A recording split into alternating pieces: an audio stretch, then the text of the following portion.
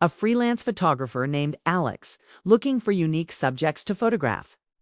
Heard about an old abandoned house in a remote location on the coast, a place that was rumored to be haunted. Intrigued, he decided to go there. It was a film camera, which was a nice surprise as Alex still had a few rolls of antique film left from his grandfather's collection. He loaded one of the rolls into the camera and set it to shoot in the aperture priority mode so that he could control the amount of light entering the lens for each shot, just as he was about to give up and chalk it up to a trick of the light. He noticed a faint outline in the sand where the figure had been standing. And then he saw it again. It was too transparent to make out any details, but it was definitely there. The camera had taken a picture of him while he was taking a picture. The flash had gone off, and the exposure had picked up a strange, black, shadowy figure looming over him. It was like a giant, inky blotch that seemed to absorb the light around it. It was vaguely humanoid, but its limbs were twisted at impossible angles, and its face was a featureless void. The camera seemed to be picking up some kind of energy signature. He couldn't bear to look at the images, to remember the feeling of dread and impending doom that had settled over him when he saw what the camera had captured. The being appeared in several of the shots, sometimes in the background, sometimes closer to the center of the frame. It was taken from inside his own home, showed him standing in front of his bookshelf, looking at the camera. He didn't want to see what else it had captured. The camera wasn't just a camera. It was a conduit, a way for the creature to reach out from the ethereal plane and touch his world. It had lured him to that desolate house, tempted him with the promise of a haunting, only to reveal something far more sinister. Something that had been hiding in plain sight all along. He didn't want to know what else it had seen. As he stared at the creature in the photo, he could feel its cold, dead eyes boring into his soul. It wasn't a ghost, he realized. It was something far worse. It was something that had been following him, stalking him, waiting for who knows how long to claim him as its own.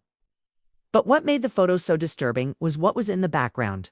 Standing just behind him, its icy fingers curled around his shoulder, was the creature from the other pictures.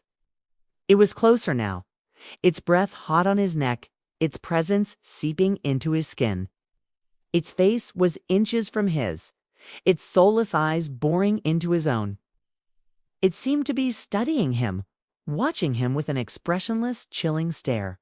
One of the photos showed it reaching out toward him with a long skeletal finger, effectively ensuring that the camera would take a photo whenever it thought it should. It was long and distorted and didn't belong to him or any of the objects in the room. Alex tried to dismiss it at first, saying it must have been cast by something outside the frame. But when he looked at the negative, it was clear that it wasn't there. He then set off to explore the desolate house, snapping pictures of the peeling wallpaper, threadbare carpets, and cobweb-filled rooms. Upon arriving, he noticed an old, dusty camera lying on one of the windowsills. At first, he assumed it was a bush or a rock, but when he examined the photo later, he saw that there was definitely something there. There seemed to be a sort of translucent figure standing on the cliff edge, yet it wasn't in any of the photos before or after this one. It almost looked like a ghost. When he got back to the car, he noticed a small figure in the distance. Determined to get to the bottom of this, Alex returned to the spot where he took the picture, but there was nothing there. With renewed interest, he continued to snap photos. Back at the house, he soon noticed another anomaly in one of the pictures. This time, it was a shadow. He took more pictures and returned home. It wasn't until he developed the film that he realized what had happened. As Alex looked through the rest of the photos, his blood ran cold.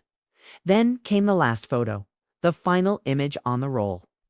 Alex dropped the camera to the floor, the antique film still inside, and now it had him right where it wanted him. Alex never touched that camera again. He locked it away in a box, along with the photographs and the roll of film, never to be developed.